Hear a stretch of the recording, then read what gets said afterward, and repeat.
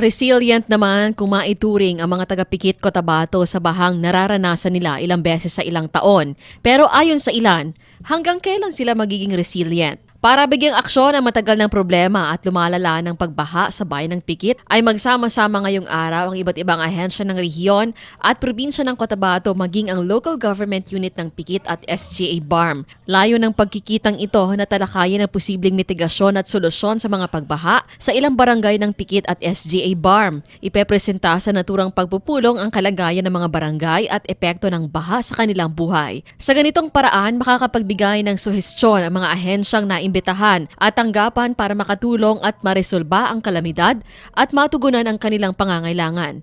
Kasama sa mga naimbitahan ang DSWD, MINDA, DPWH, DA, DOLE, SGA Tugunan, CSO at mga barangay na apektado. Samantala, pagkatapos ng aktibidad ay nakatakda naman ang pamamahagi ng second round ng relief goods sa 4 na barangay ng Pikit na binaha dahil sa Intertropical Convergence Zone o ITZZ.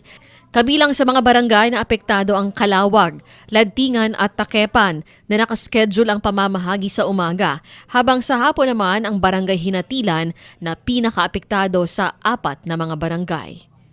Cherry May Exim Tapia, NDBC Bida Balita.